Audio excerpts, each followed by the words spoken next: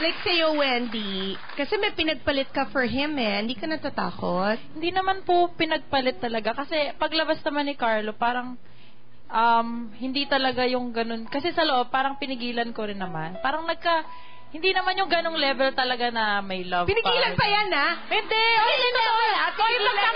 Pagtanggol mo ako!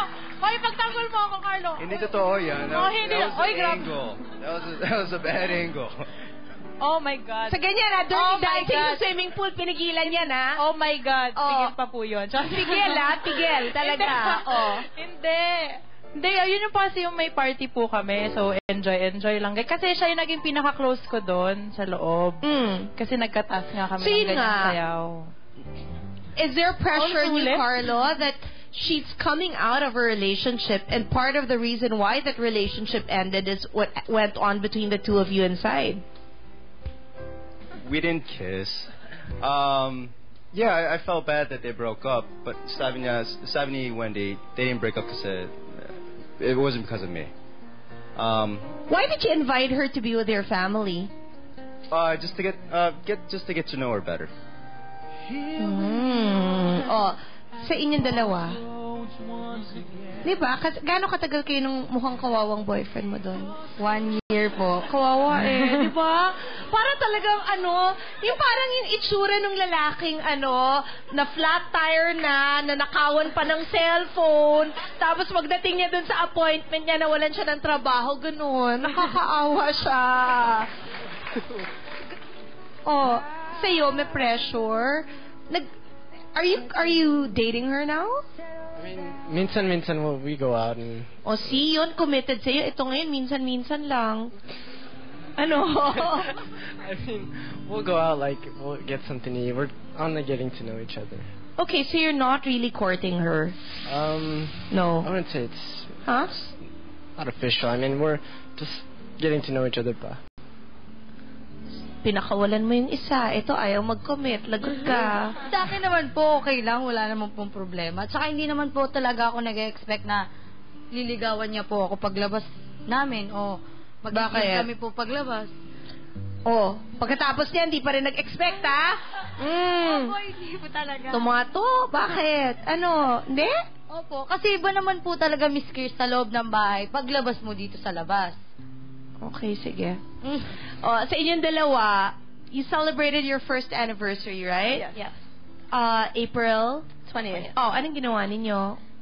She took me for a massage, and we love Japanese food, so we went to eat Japanese Where? food. Sa Kimono Ken. Tapos? It was actually our friend Eric's birthday, so we went to that after. Okay, bakit tumatagal? Why has it lasted, considering that, it must be so hard that for that 1 year you were away and you were on PBB, diba? Yeah. I think the house was a make or break part of our relationship, and luckily it made us stronger, so I think it was a good Divine, thing. ilang taong ka ngayon? I'm 21. Ikaw? 22. Michaela? 22. See, at this point, make or break na to, I feel.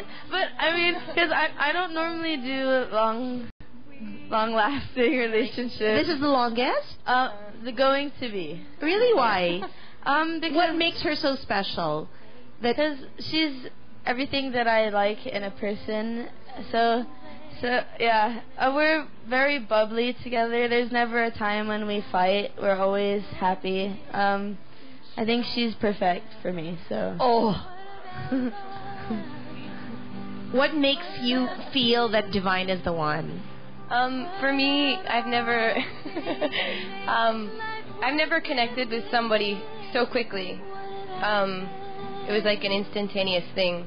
And to find someone that I have so much in common with, and as she said, someone that we can, play around. We're always joking around and doing silly things together, and it's something that is so comfortable straight up for me. And so, yeah, it's just the perfect suit for my personality. She's a perfect suit. So. I have a question though. Divine, what will hurt more, if she leaves you for another girl or for another guy? You asked me this question, right? You also asked? Yes, Oh, you asked okay. me. Oh. I think it would hurt more if she left me for a guy. Oh, really? Why? Because it's more humorous for me if she's with a girl. Because some girls Humorous? because some girls actually confront her and they're very like straightforward. What do they say? They don't talk as much as they grab. Really? But Okay. that's why girls are more. Like you asked me kanina if Oo. lalaki have confronted her, pero Hindi. Pero yung mga girls talaga?